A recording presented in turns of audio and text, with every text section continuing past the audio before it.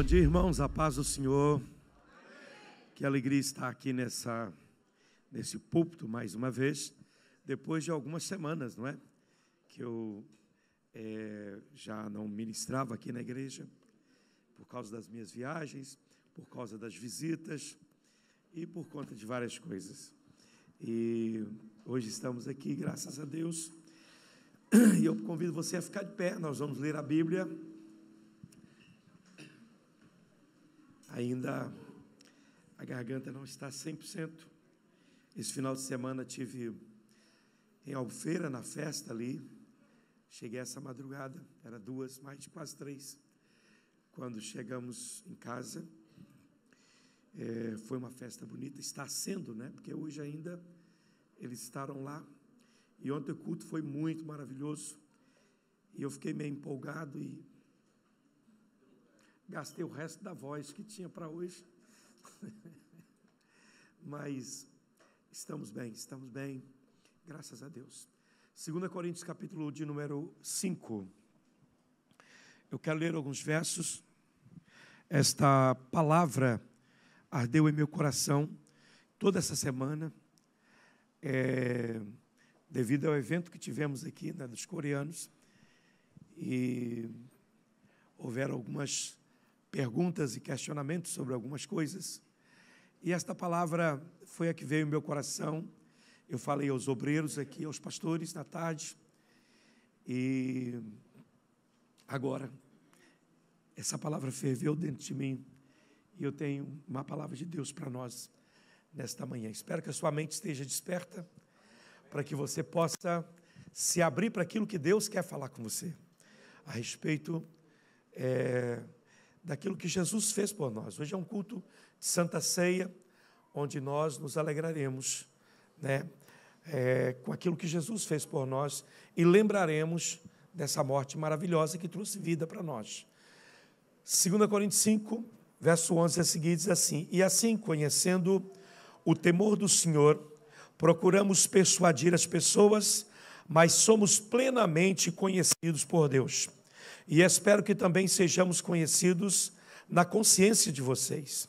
Não queremos novamente nos recomendar a vocês, pelo contrário, estamos dando uma oportunidade para vocês se orgulharem por nossa causa, para que também tenham o que responder aos que gloriam-se na aparência e não no coração. Porque se enlouquecemos é para Deus, mas se conservamos o juízo é para vocês. Pois o amor de Cristo nos domina, porque reconhecemos isso. Um morreu por todos, logo todos morreram. E ele morreu por todos para que os que vivem não vivam mais para si mesmos, mas para aquele que por eles morreu e ressuscitou. Assim que nós, daqui por diante, a ninguém conheceremos segundo a carne. E se antes conhecíamos Cristo segundo a carne, já agora não conhecemos deste modo. E assim que se alguém está em Cristo, é nova criatura. Aleluia, as coisas velhas, as coisas antigas já passaram, e eis que se fez novas todas as coisas. Ora, tudo isso provém de Deus, que nos reconciliou consigo mesmo, para que por meio de Cristo, e nos deu o ministério da reconciliação, a saber, que Deus estava em Cristo, reconciliando consigo mesmo o mundo, não levando em conta os pecados dos seres humanos, e nos confiando a palavra da reconciliação. Portanto, somos embaixadores em nome de Cristo, como se Deus exortasse por meio de nós. Em nome de Cristo, pois, pedimos que vocês se reconciliem com Deus. Aquele que não conheceu o pecado, Deus o fez pecado por nós, para que nele fôssemos feitos justiça de Deus. Amém e amém, e glória a Deus. Vamos orar? Pai, em nome de Jesus, estamos diante de Ti, adoramos a Ti nesta manhã, Deus, na beleza da Tua santidade, agradecemos pelo grande privilégio que é estar na Tua casa, meu Senhor, nesta manhã, ó Deus eterno, onde estaremos aqui, celebrando a ceia do Senhor, aleluia, aquilo que o Senhor nos ordenou que fizéssemos, sempre que nos ajuntássemos e comêssemos em Seu nome, que pudéssemos lembrar da Sua morte expiatória, ali na cruz cruz do Calvário, e também lembrar, ó Deus, da parousia, da sua volta, quando tu virá, ó Deus, para nos levar, para estar contigo para sempre. Aguardamos esse dia com ansiedade, e todas as vezes que comemos o pão e bebemos o cálice, nós, ó Deus eterno, rogamos a ti, Maranata, ora vem, Senhor Jesus. Abençoa cada um dos teus servos nesta manhã, que a tua palavra seja preciosa para nós, e que os nossos corações sejam inteiramente tocados pelo Senhor, em nome de Jesus, amém, amém. Meus queridos, pode sentar por favor, mas assenta-se dando glória a Deus, dê um aplauso ao Senhor Jesus, pode aplaudir com força, porque o Senhor merece, amém. Cutuca o irmão que está perto de você, diga: meu irmão, você está aí, amém. Não pode ser missa de corpo presente, não é? Só está o corpo, o resto já foi embora. Amém, glória a Deus. Nós vamos destacar desse texto todo que lemos, irmãos, apenas alguns versos, ou apenas praticamente um verso. E vamos destacar esse verso 20, que diz: portanto, somos, portanto, embaixadores em nome de Cristo, como se Deus estivesse suplicando por nós. Nós vos suplicamos em nome de Cristo, que reconcilie-se com Deus. A nossa atenção estará voltada para esse verso, e nós vamos tentar falar alguma coisa aqui a respeito de reconciliação. Amém? Tem alguém que está brigado com alguém? Tem alguém que está aí? Tem raiva de alguém? Tem ira contra alguém? Então, antes de nós até começar, perdoa essa pessoa que te ofendeu. Ame essa pessoa que te maltratou. Fale bem dessa pessoa que falou mal de você. Esse é o Evangelho, amém? Porque se Deus fosse tratar a gente como a gente merece, onde nós estaríamos? Certamente que não estaríamos aqui. Mas se estamos aqui é porque Deus nos tratou de forma diferente da forma como nós o tratamos. Nós somos pecadores, mas Deus em Cristo nos reconciliou com Ele. Amém? Se você analisar essa afirmação que temos aqui, você vai descobrir que nós temos aqui pelo menos 4 coisas importantes dentro desse texto, desse verso que acabamos de ler. E essas 4 coisas estão centralizadas apenas numa palavra, que é a palavra reconciliação. Então, essa palavra, ela ocorre várias vezes no Novo Testamento. Em Romanos ocorre cerca de 5 vezes, aqui nesse texto algumas vezes, e em outros textos também, você vai ver que esta palavra sempre aparece. Então, tudo nas Escrituras, e principalmente no Novo Testamento, está reunido nesta palavra, não é? A mensagem central do Novo Testamento é exatamente a reconciliação. O homem estava de costas viradas para Deus, e através de Jesus, nós alcançamos o direito de aproximar dele. Hoje você pode se achegar a Deus com confiança. O escritor aos Hebreus diz: tende, pois, irmãos, ousadia para entrar no santuário de Deus. Então nós temos não só liberdade, mas devemos ter confiança para entrar no santuário do Senhor. As 4 coisas que eu quero ressaltar nesta manhã são as seguintes. Primeiramente, é a própria palavra reconciliação.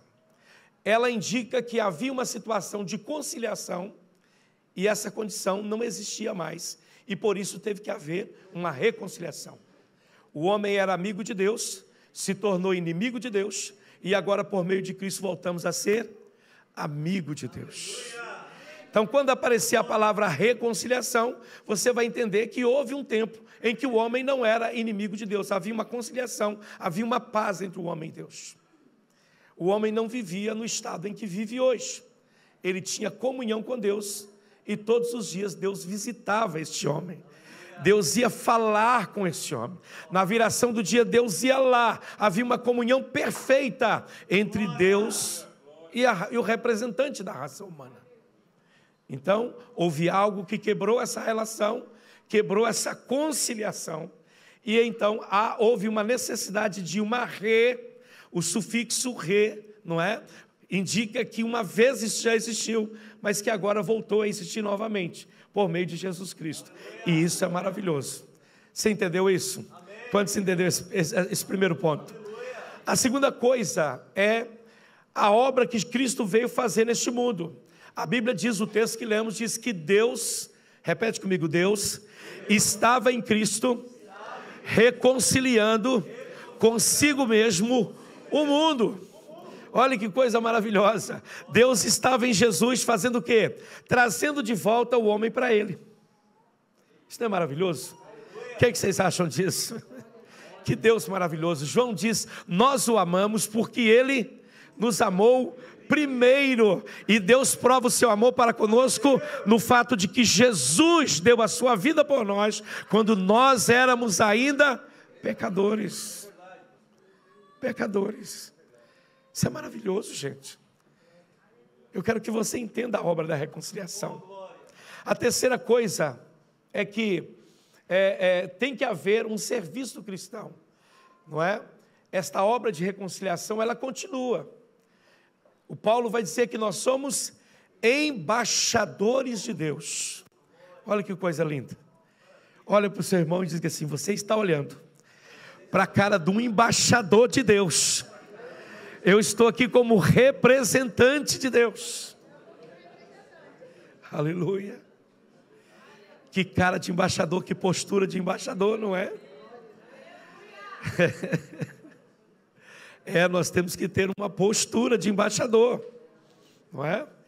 Quando você chega nas embaixadas para pedir um visto ou algo do gênero, aquela pessoa que assina ali tem aquele ar assim de, parece que é superior, não é?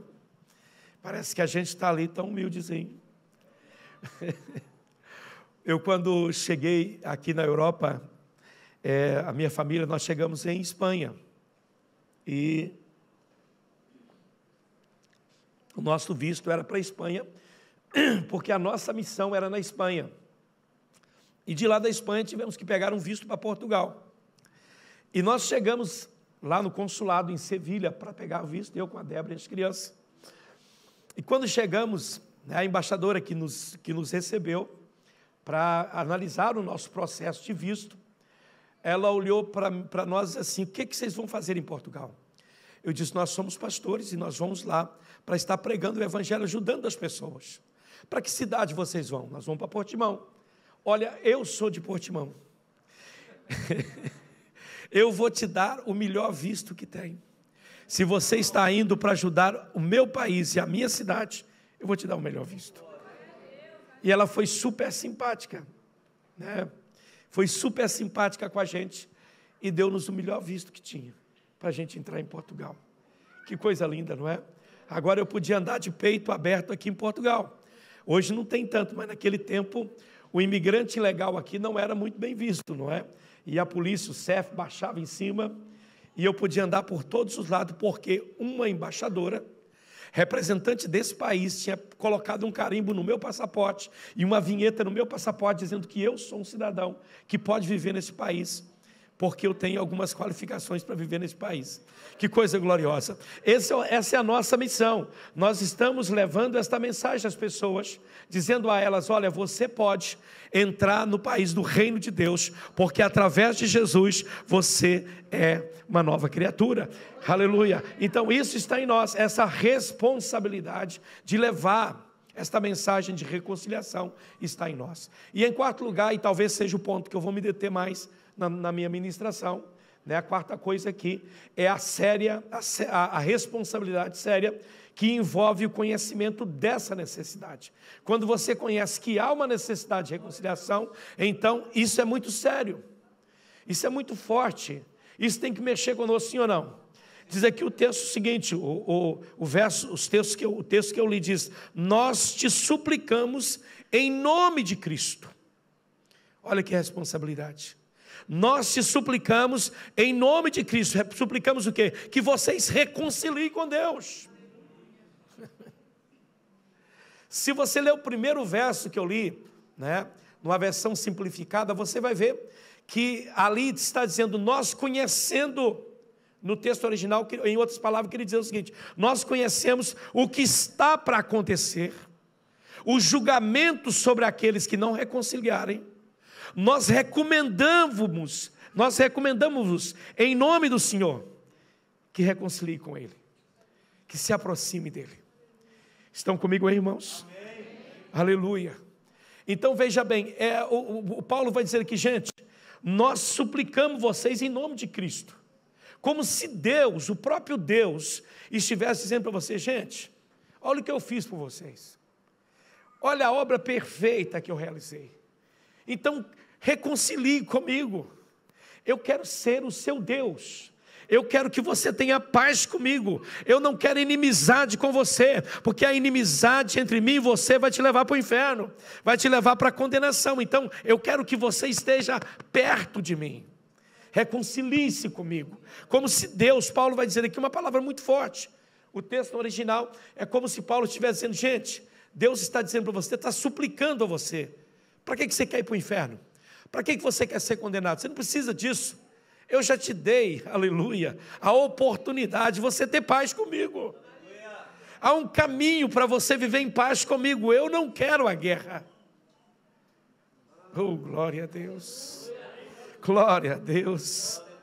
Aleluia. Então temos essa responsabilidade. Temos que encarar essa atitude. E temos que expressar aquilo que está ligado a esta palavra reconciliação. Então vamos lá, vamos examinar o primeiro ponto e vamos ser breve nele. Em primeiro lugar, temos a situação que a palavra reconciliação indica que havia. Ou seja, havia um tempo, um momento em que nós não éramos inimigos de Deus. Que coisa boa, não é? Pensa em Adão ali, tranquilo com Deus, não é? Então, se nós olharmos para esta palavra reconciliar, todos nós não precisamos ser muito inteligentes para perceber que ela indica que algo estava bem, se tornou mal e precisa ficar bem de novo. Não é? Algo estava bem, ficou mal e agora precisa exatamente ficar bem novamente. Nós dependemos de Cristo para isso, sim ou não? Então, algo aconteceu entre essas duas partes, colocou uma parte contra a outra, o homem se tornou inimigo de Deus, Deus se tornou inimigo do homem, havia uma inimizade entre Deus e o homem. Isso não é bom para o homem, não é? O homem estava como uma massa perdida, caminhando para onde? Para o inferno. Não havia esperança para o homem, não havia como o homem se livrar da sua condição, sim ou não? Então, é nesse pequeno prefixo, re, significa que houve outra vez uma condição em que Deus exigia uma conciliação. Deus queria aproximar, a iniciativa não foi nossa. Nós não tomamos a iniciativa de aproximar de Deus. Jesus vai dizer para os seus apóstolos: não foi vocês que me escolheram, foi eu que escolhi vocês, foi eu que fui, aleluia, atrás de vocês. Eu vejo pessoas dizendo assim: não, eu estava assim nessa vida até encontrar Jesus. Não, senhores, até Jesus te encontrar, porque quem estava perdido era você. Jesus nunca esteve perdido, você estava perdido, e Ele te encontrou na sua condição de pecador, e te deu vida, sim ou não, irmãos? Então tudo estava bem, mas algo aconteceu lá atrás, e esse algo que aconteceu lá atrás causou essa ruptura, esse grande abismo que existia entre o homem e Deus. É uma mensagem simples, é uma mensagem que talvez você vai dizer: pastor, mas eu já sei disso, mas eu quero que você viva de acordo com isso. Aleluia. Não viva como aquele que está sentenciado à morte, não, senhores, porque você não está sentenciado à morte. João disse assim: filhinhos, agora somos filhos de Deus. Agora somos filhos de Deus. Por que agora? Porque agora Cristo veio. Por que agora? Não está falando de hoje, de agora, desse momento. Está falando da obra de Cristo ali na cruz. Agora somos filhos de Deus. E lá ele dizia: ainda não se manifestou o que havemos de ser, mas sabemos que quando ele se manifestar, nós seremos como ele, porque como ele é, nós seremos, e como ele é, nós o veremos. E João vai dizer assim: qualquer que nele tenha essa esperança, purifica-se a si mesmo, como também ele é puro. Caminhe debaixo dessa graça, debaixo desta promessa do Senhor. Oh, aleluia, aleluia. Esse é o Evangelho de Jesus. Esse é o Evangelho de Jesus, amém? Nisso podemos dizer que toda a Bíblia repousa sobre isso, sobre essa condição do homem. Se você ver do Gênesis até o Apocalipse, você vai ver exatamente isso. Você vai ver Deus criando o homem, olhando para tudo que criou e dizendo: é muito bom. E depois o homem pecando, afastando-se de Deus, E Deus agora, na tentativa de trazer o homem de volta, Ele traça um plano, o chamado plano da salvação, e Ele põe esse plano em marcha, e as pessoas olham muitas vezes para o Velho Testamento, e é aí que entra a minha dificuldade na interpretação de muitas pessoas em relação ao Velho Testamento, não é?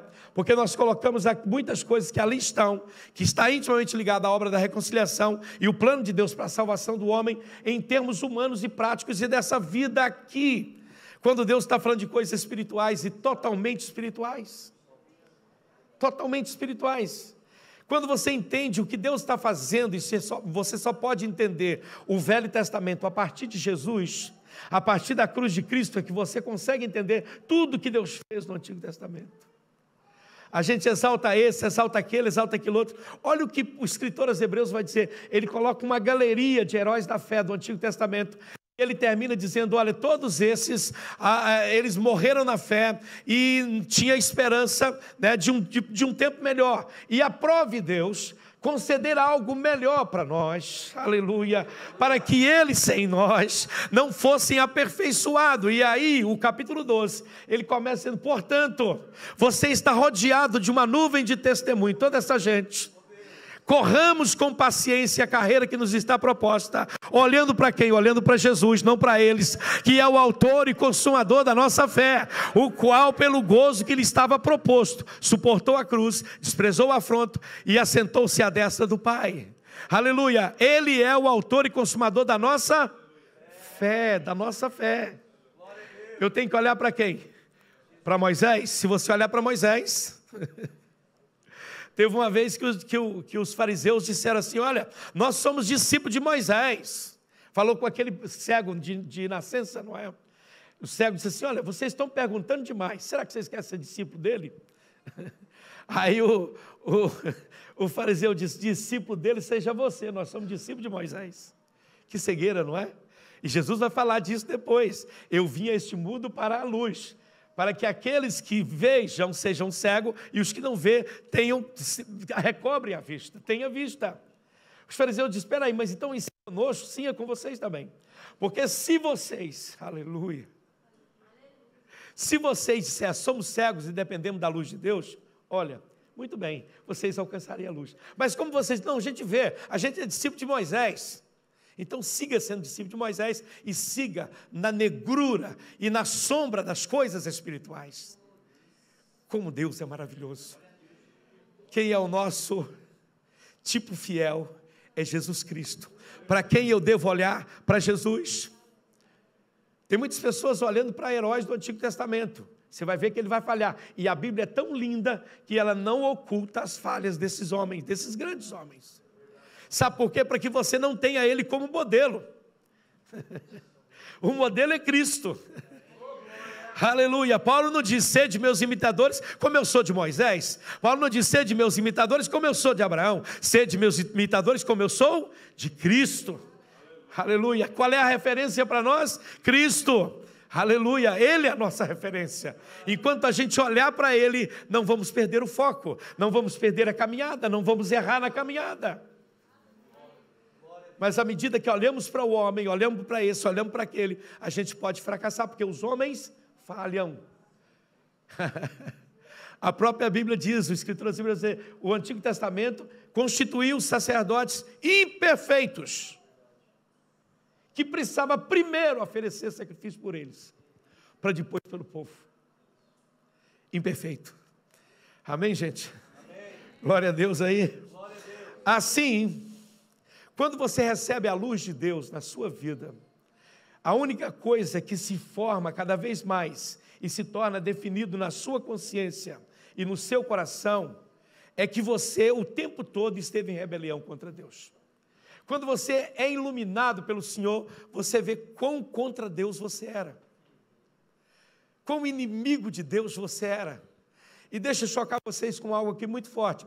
Nenhum de nós que estamos aqui escolheríamos Jesus por nós mesmos.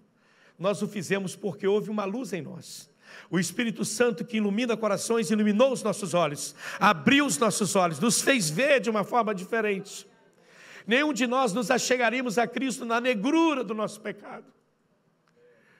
Talvez você olhasse para si mesmo e dizia: a minha condição não é boa e não sei o que fazer.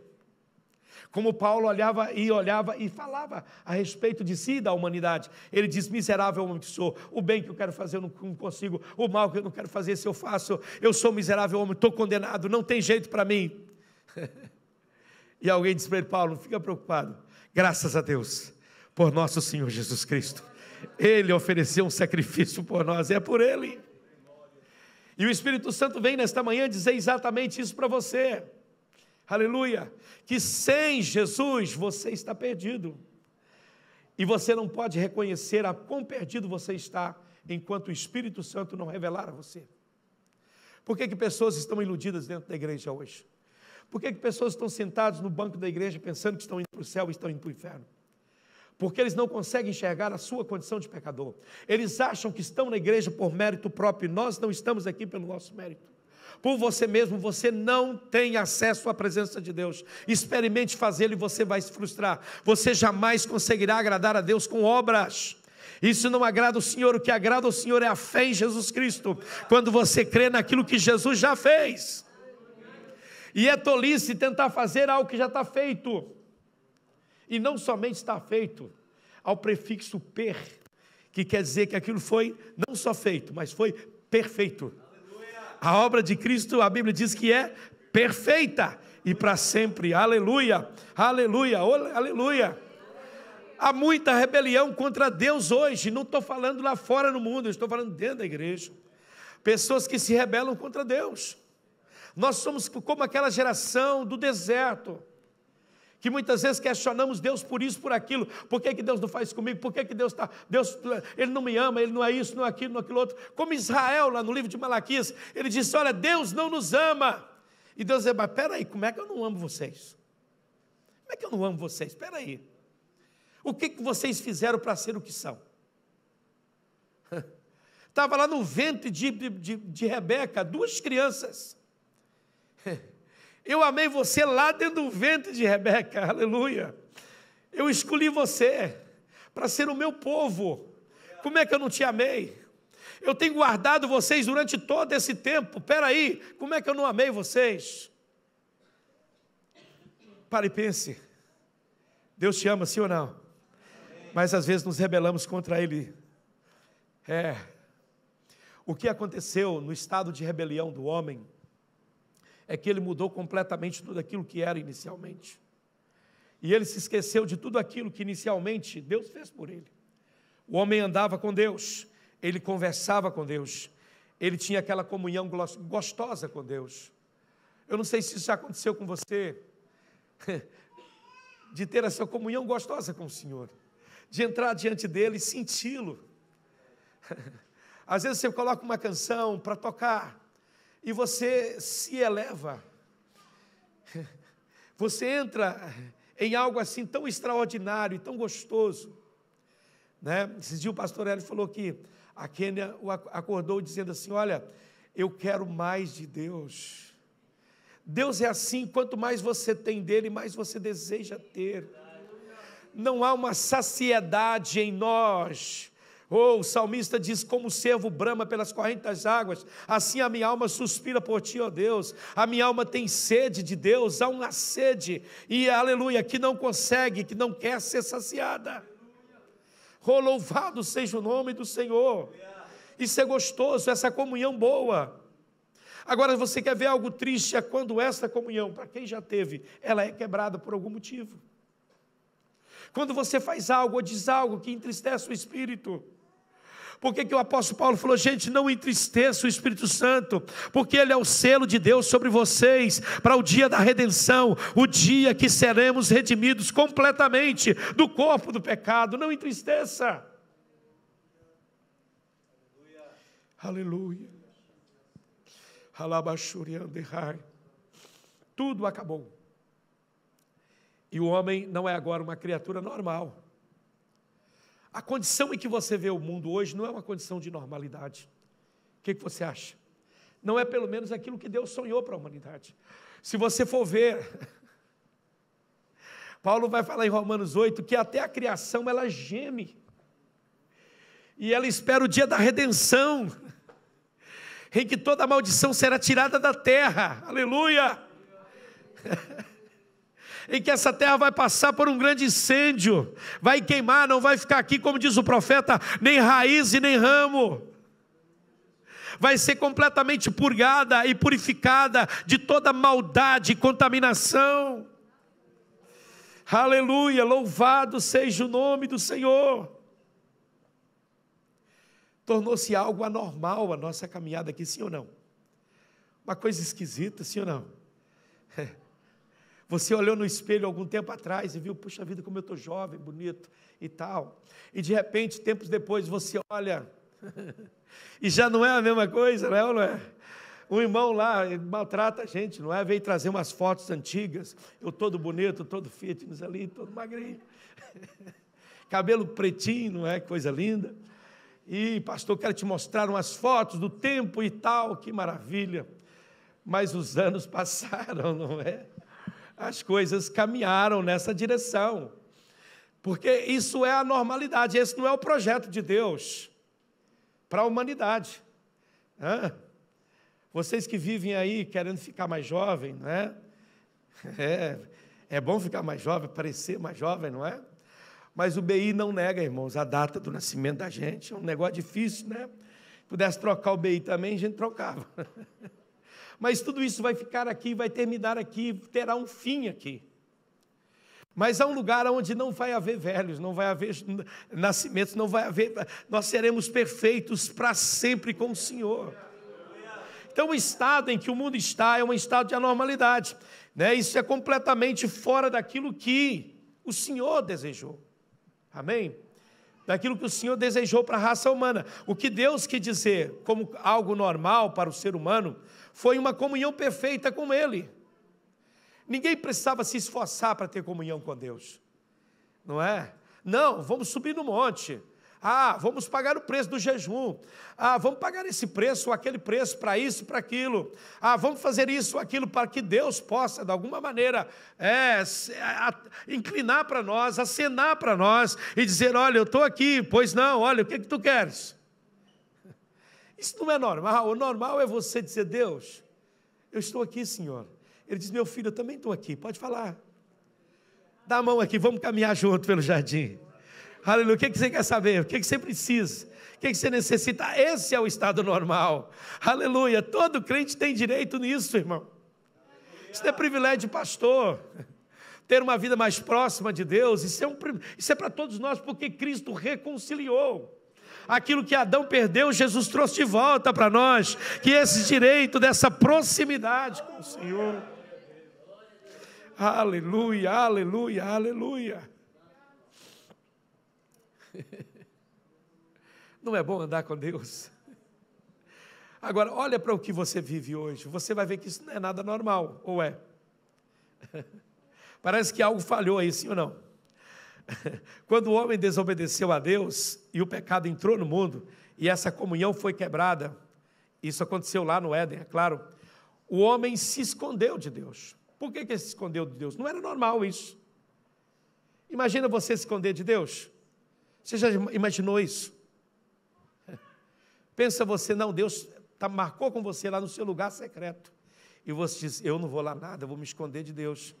Mas por que você se esconde de Deus? Porque alguma coisa aconteceu mal. Sim ou não? Na nossa caminhada, quando queremos fugir de Deus, fugir da igreja, fugir dos pastores, fugir desse, fugir daquele, na verdade, nós não conseguimos fazer isso, porque Deus está em toda parte e Ele nos vê. É ou não é? Ele estava com medo de encontrar Deus, o Adão. Ele não queria encontrar Deus. Há dias que talvez na sua vida você não quer encontrar Deus, porque Deus vai colocar o dedo exatamente no ponto em que precisa pôr, para que haja mudança, para que haja transformação, para que a glória dele se manifeste na sua vida. Aleluia. A presença de Deus é para ele uma coisa, era para Adão, uma coisa agora terrível. O que era bom se tornou mal. Não é? Quantas pessoas falam, não vou naquela vigília não, porque lá tem a irmã do revelamento, da revelação, não é? Sei lá, e ela passa um raio-x na gente assim, ela vê tudo lá por dentro, e eu tenho muita coisa escondida, vou não. E quantas vezes nós somos tão tolos de pensar, não vou lá porque eu quero apanhar hoje. Já ouviu alguém assim? Sim, eu já vi. Eu quando dava aula no seminário, eu tinha um aluno, era pastor, mas também ele mexia com negócios. E ele então cometeu um erro no negócio que ele fez. Acho que ele mentiu lá, para ganhar um lucro maior. E ele chegou em casa tão mal, porque claro, o Espírito Santo não vai dar paz para você. Ele falou, hoje eu vou no monte, é lá do Rio de Janeiro. Hoje eu vou no monte, vou no monte, orar. Aí chega no monte e ele esperava que Deus expusesse diante de todos o pecado dele. Deus não é assim, irmãos. Para que Deus faria isso? A gente entende tão errado, Deus é ou não é? Aí ele está à espera de uma pancada, aí de repente a profeta vem, ele está lá chorando diante de Deus, pedindo perdão. O profeta vem e fala no ouvido dele, meu filho, eu te amo, você é muito precioso para mim, eu quero que você saiba que a minha presença não saiu de você. Irmão, isso não é uma boa notícia? Fala a verdade. Isso é uma melhor notícia. Ele chega na aula no dia seguinte e diz, pastor, eu não entendo. Eu estou muito revoltado, mas por quê? Eu fui no monte para apanhar. Sabe o que Deus fez? Ele me abraçou e disse que me ama e que o projeto dele não mudou, que a presença dele ainda está comigo. Eu falei, rapaz, você está triste com isso? Você deve dar pulo de alegria por isso? É ou não é? Isso significa que o seu pecado já não está mais em você. Deus já tirou isso aí. Oh, meu Deus. Gênesis 3:8 diz que o homem e a sua mulher se escondeu. Gênesis 3:9 diz que Deus pergunta, onde vocês estão? Ele se escondeu, claro, se escondeu. A gente se esconde. Mas o olho de Deus vê a gente, irmão. Vê ou não vê? Vê você lá. Sim, senhor. Não é? Vê você fazendo aquilo que você não deveria fazer. E Deus, então, Ele quer te trazer de volta a sua presença. A segunda coisa que temos aqui nesse texto é o que Jesus veio fazer neste mundo. O que Jesus veio fazer neste mundo, irmãos? É uma das grandes coisas que veio à luz por meio de Cristo, né? A vinda de Cristo aqui, é mudar esse estado de anormalidade para um estado de normalidade, para mostrar que aquilo que é anormal não precisa continuar assim. Você não precisa viver essa anomalia de vida, não, senhores, sem direção, sem rumo, triste, sem esperança, sem paz. Você não precisa disso. E você vai ver que Jesus mostra isso pelos sinais que Ele opera. Ele chega uma vez, encontra um homem deitado numa esteira, 38 anos ali naquela condição, e Ele diz, isso não é normal. Não é normal. E o que Ele faz para aquele homem? Ele diz, você quer ficar são? E o homem diz, Senhor, mas como é que pode ser? Ninguém me mete lá no tanque. Jesus falou, não estou conversando sobre meter no tanque, você quer ficar são? E Jesus então vira para ele e diz, olha, levanta, toma a tua cama, vá para a tua casa. E quando aquele homem se levanta, Deus disse assim, isso é normal. Essa condição de 38 anos deitado ali, não é normal. Não é o que Deus sonhou para o homem, é? O que vocês acham? Não é. Quando Jesus encontra com aquele cego de nascença, e aquele cego ali naquela condição, pedindo esmola, e Jesus passa lodo no olho dele e diz, vai lá no tanque de Siloé e lava. Ele vai, lava e volta vendo. O que antes era uma condição anormal, agora se tornou uma condição normal. E Deus disse, é assim que eu te quero. Mas agora veja bem, e eu gosto muito do Evangelho de João por isso. Porque o Evangelho de João chama aquilo que Jesus fez, não de milagres, mas de sinais. Muda completamente. Um milagre é uma coisa, um sinal é outra coisa. Um sinal é algo que é feito com o objetivo de ensinar uma lição, com o objetivo de trazer à luz alguma coisa que está oculta, está por trás. Aleluia! Então, quando Jesus curava um cego e dizia assim, cegueira não é normal. O normal do ser humano é que todos enxerguem, sim ou não? É assim mesmo. Então ele estava dizendo, olha, cegueira espiritual não é normal. Se você não consegue ver espiritualmente, isso não é normal. O normal é você poder contemplar a glória de Deus e contemplar a presença de Deus. Paralisia espiritual é normal? Não, não é normal. Aí eu não consigo andar, não consigo me movimentar, tudo bem. Por isso Jesus chegou e disse: levanta e anda. Quantos de nós éramos paralíticos? Quantos de nós éramos cegos? Quantos de nós não sabíamos para onde estávamos indo? Éramos surdos, não falávamos, mas o Senhor entrou na nossa vida. O que Ele fez? Aquilo que era normal, Ele transformou em algo normal, e Deus disse: é assim que eu te quero, é dessa forma que eu te quero, aleluia. Então, quando você vem a Cristo, tudo aquilo que é normal se torna normal, aleluia. Ou seja, Deus, ao olhar para você, Ele te vê como alguém perfeito. Oh, glória a Deus. Vocês não entenderam o que eu falei, deixa eu repetir. Aleluia, porque eu estou cansado de ver pessoas dizendo: não, você não me conhece, você não sabe quem eu sou. Eu não sei mesmo, não. Eu sei quem Deus é e sei que a obra da cruz é perfeita. Eu sei que aquilo que o Senhor fez é perfeito. Aleluia. Bendito seja o nome do Senhor. Deus, quando olha para você, Ele não te vê como você, Ele te vê como alguém resgatado, redimido e reconciliado com Ele, por meio da morte de Jesus. Isso é tão maravilhoso, gente. Oh, glória a Deus. Aleluia. Deixa eu correr aqui, senão eu não consigo. Paulo, ao falar de paz, ao falar dessa reconciliação, ele estava falando de algo conhecido do povo. O povo sabia do que ele estava falando, não é? Por quê? Porque no Império Romano, de todos os impérios que se levantou, talvez seja um império que tratou com mais dignidade seus adversários. Quando foi criada a Pax Romana, ou seja, todo império tinha que ter paz, tinha que estar em paz. O império não tolerava nenhum tipo de rebelião. Então, quando havia rebelião num povo conquistado, o que o imperador romano fazia? Ele escolhia um embaixador e falava com ele: vai lá até aquele lugar, assim, assim. E ao chegar lá, aleluia, você diga para o povo: olha, não é isso que eu quero. Rebelião não é isso que eu quero. Eu não quero que vocês continuem em rebelião. Nesse país, nesse império, o que predomina é a paz. Se vocês não querem paz, eu venho com a proposta do imperador para vocês.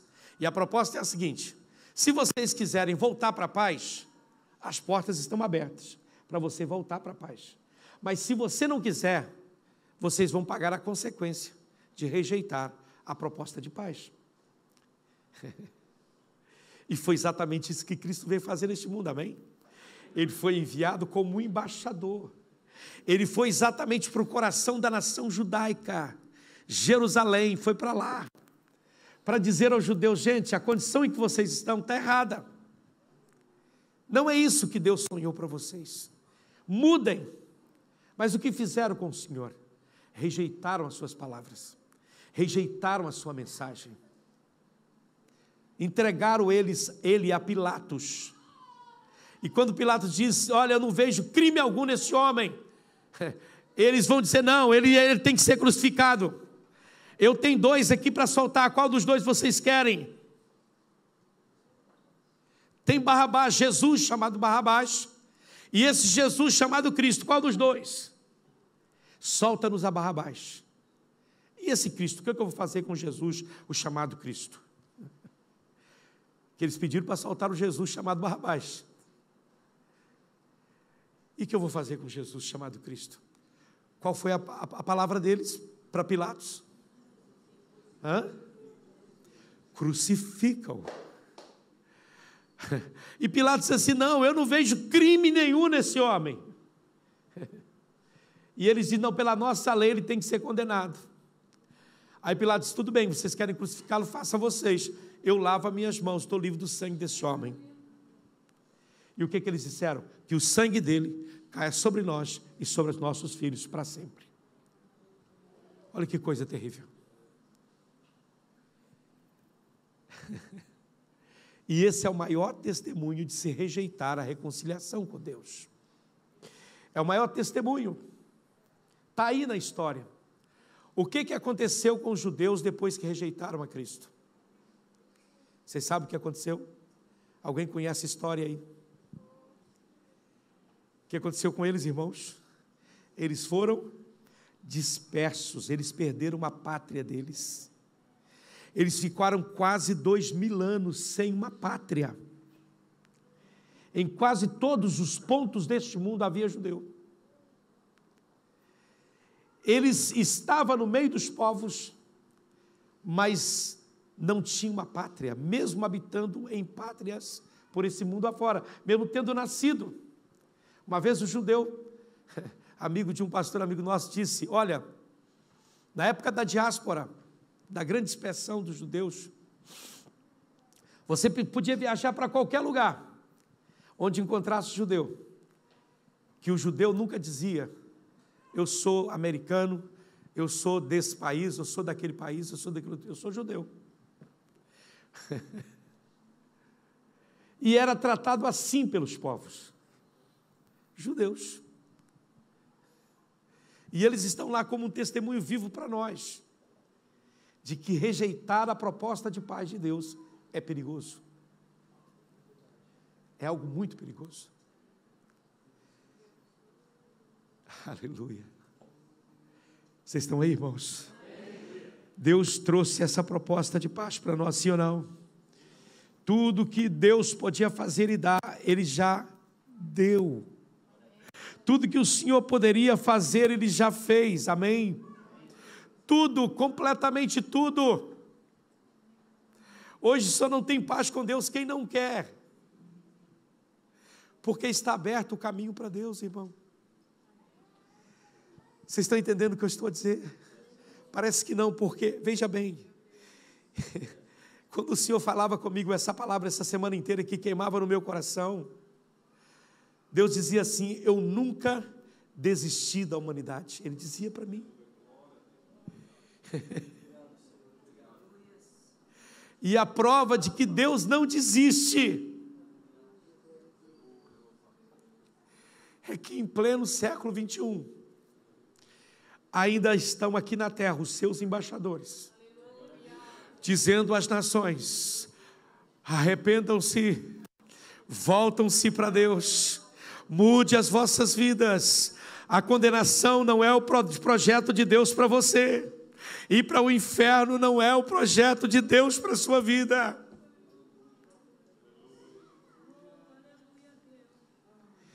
Você é o arauto de Deus. Assuma sua posição em nome de Jesus. Declare com viva voz: reconciliai-vos com Deus. Esta é a palavra de Paulo para os coríntios: reconciliai-vos com Deus, achegai-vos a Ele, aleluia. Mas em que base reconciliaremos com Deus?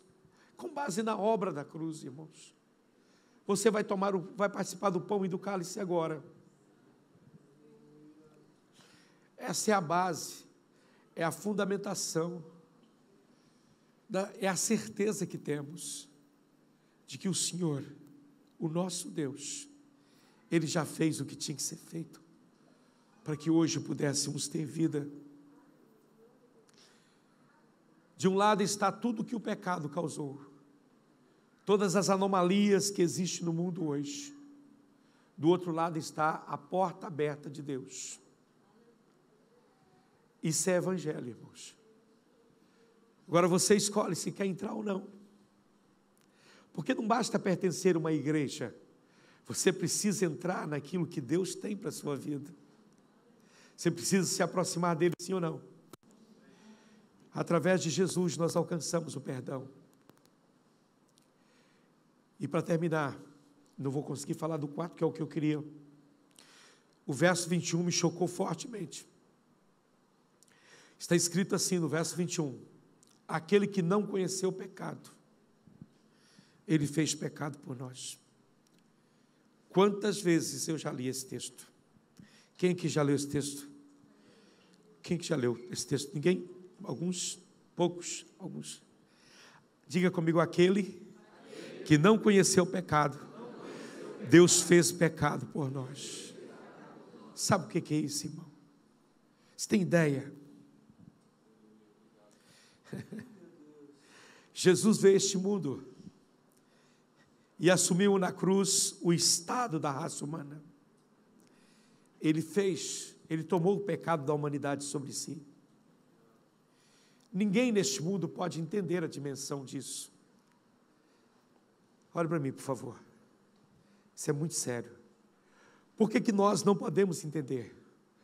Porque nós nunca fomos perfeitos como Jesus. Pare e pense um pouco você na sua limitação de algumas coisas boas que você faz. Você, por conta das leis morais, você não é capaz de roubar alguma coisa de outra pessoa. Ou tem alguém aqui que rouba? Não. Por que você não rouba? Porque isso não faz parte do seu caráter. É ou não é? Pegar aquilo que é do outro. Mas se eu chegar para você, Paulo, e te acusar de ter roubado, como é que você se sente? Ofendido. Por que ofendido? Porque você disse isso, não, eu nunca fiz isso. Eu nunca faria isso. Eu jamais roubaria, eu jamais pegaria uma coisa que não é minha. Mas se alguém chega e coloca essa culpa sobre você, você, no mínimo, acha estranho e acha que aquilo não está muito correto, não é? Agora você imagina o pecado de toda a humanidade. Pegar e colocar sobre alguém puro. Mentiroso, traidor, adúltero, pecador, e coloque mais o que você quiser. Blasfemo, coloque mais, coloque o que você quiser. Tudo sobre ele, tudo sobre ele, tudo sobre ele. Para alguém que nunca teve mácula, nunca viveu na corrupção, aleluia, a poluição do pecado nunca alcançou a sua vida. E de repente, pega tudo aquilo que você fez de errado e coloca em cima. Ladrão, mentiroso, adúltero, matricida, pedófilo, tudo. Pensa. Assassino em série, pensa, vai pensando em pecado horrível desse mundo, drogado, traficante, vai pegando, põe tudo sobre ele. Como é que você acha que ele se sentiu? Imagine isso.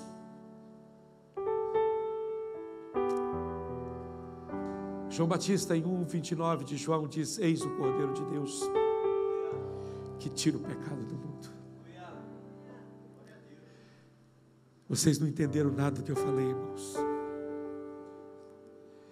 Eu estou dizendo que a sua culpa foi colocada sobre Jesus, e Ele já levou no Calvário a sua culpa, sendo justo. O mínimo que você pode dizer é obrigado, Senhor.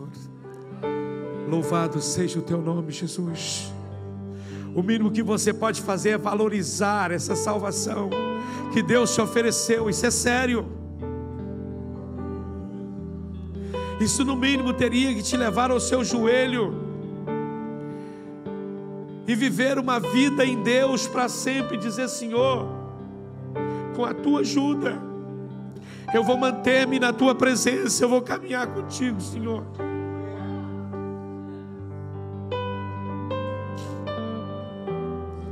Ele foi colocado em nosso lugar naquela horrível cruz.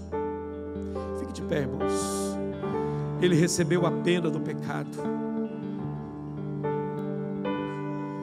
Qual é que foi a pena do pecado? A pena do pecado nada mais é do que a plena consciência do que significa ser repudiado, rejeitado, abandonado por Deus. Irmão, isso é sério. Nenhum de nós jamais experimentou isso.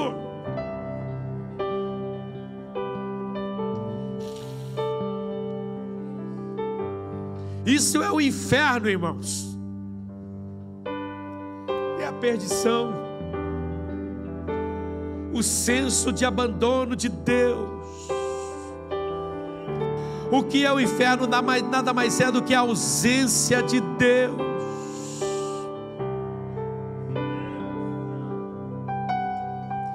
Essa é a coisa mais terrível que pode acontecer.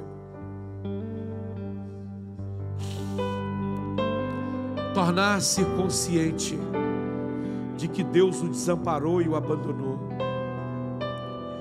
Na cruz o Senhor Jesus disse isso em Mateus 27:46. Deus meu, por que o Senhor me desamparou? Por que, Deus? E quando Ele entregou o seu Espírito, escute isso aqui porque isso é forte. Quando Ele entregou o seu Espírito,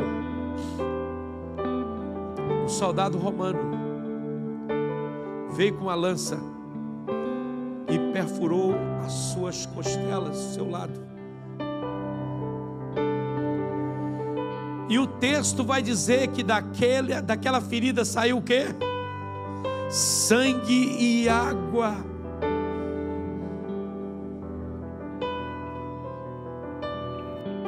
Sabe o que isso significa, irmão?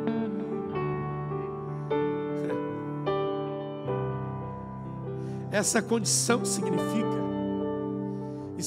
um coração quebrado, partido. Aleluia. Por quê?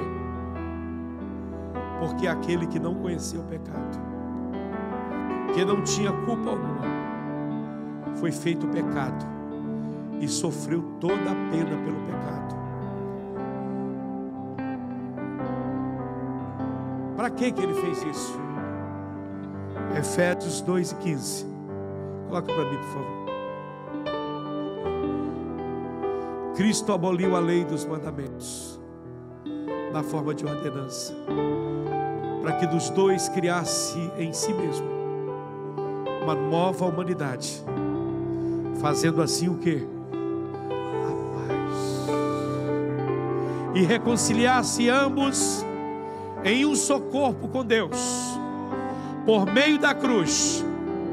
O que Ele fez? Ele destruiu a inimizade. Alabaixo.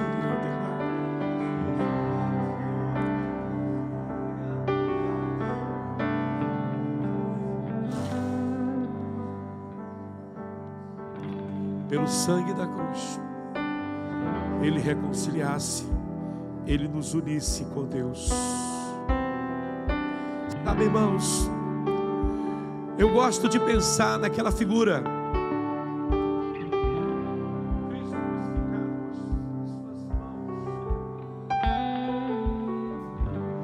Com uma mão segurava a mão de Deus, com a outra mão segurava a minha mão, a sua mão, e dissesse: não há inimizade mais, acabou. Acabou. Você pode dar um aplauso a Jesus? Pode. Acabou a inimizade. É isso que Ele fez. Aleluia. Não tem condenação para você mais.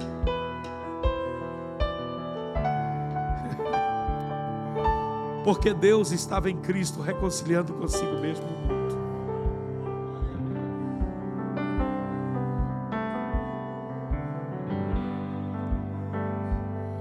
Se você é salvo, você precisa aceitar isso. Que minha proximidade com Deus vem por meio de Jesus. É tão bom e tão gostoso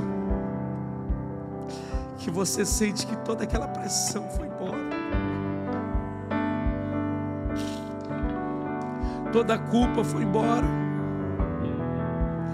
Aleluia. Você não fica com aquela coisa: será que Deus vai me aceitar? Será que vai? Será? Não há aquela tensão que havia quando o sumo sacerdote entrava no lugar santíssimo e a nação inteira ficava cá do lado de fora esperando, ansiosos, dizendo: será que Ele vai voltar? Será que Ele vai voltar? Será que Ele vai voltar? Será que Ele vai voltar? Até Ele voltar. E alguns dizem que Ele levava uma corda amarrada na cintura, porque se Ele morresse lá dentro, tinham que puxar Ele para fora. Você não precisa ter esse medo mais, irmão. o véu se rasgou, aleluia, o caminho abriu, aleluia, a porta do céu está aberta para você. Entre agora em nome de Jesus, receba essa paz que Ele tem. Oh, aleluia. Jesus disse isso em João 14: eu deixo-vos a minha paz, a minha paz eu vos dou. Não dou a minha paz como o mundo a dá. Não se turbe o vosso coração, não se atemorize. Ouviste o que eu disse: eu vou e venho, aleluia. Que certeza é essa, irmão? Que certeza é essa? Eu vou e venho. Eu vou e venho. Ele estava vendo para além da cruz, ele estava vendo para o outro lado da cruz, aleluia. Ele estava vendo a ressurreição, ele estava vendo a sua ascensão aos céus. Ele disse: eu venho na pessoa do Espírito Santo. E ele veio, e ele está aqui nesta manhã. Ele está em sua vida, em seu coração, meu irmão. Receba essa paz de Deus. Não viva em condenação mais, em nome de Jesus. Não aceite o diabo te condenar ou te acusar, em nome de Jesus. Não aceite. Você pertence a Deus. Aleluia. Pastor, mas minha família tem uma maldição. Esqueça isso. A maldição da minha família disse daquilo, esqueça isso. Aleluia, você foi reconciliado com Deus, e a paz entre você e Deus. Eu venho de uma família assim, assado. Deus não está interessado nisso. Ele está interessado naquilo que você está se tornando. Ele não está interessado naquilo que tu foste. O que impressiona Deus, o que motiva Deus, o que motiva o Senhor, é daquilo que você está se tornando. Eu não sei se você já olhou no espelho hoje. Você viu como você mudou. Eu não estou falando daquele espelho lá da sua casa. Estou falando do espelho da palavra. Quando você pega a Bíblia assim e começa a lê-la. Gente, mas o que aconteceu comigo? Eu não sou mais o mesmo. Não sou não. Fui mudado. Estava muito ruim a minha história. A minha história estava muito ruim. Mudou tudo. Mudou. Sim ou não? Quem foi transformado pelo sangue de Jesus? Quem tem paz com Deus? Então glorifique ao Senhor enquanto a gente canta. Vamos louvar a Deus nesse momento. Se deixar, eu falo aqui a tarde inteira. Vamos louvar a Deus, vamos louvar o Senhor. Abra o seu coração para Deus e louve a Ele nessa manhã. Aleluia, louvado seja o nome do Eterno.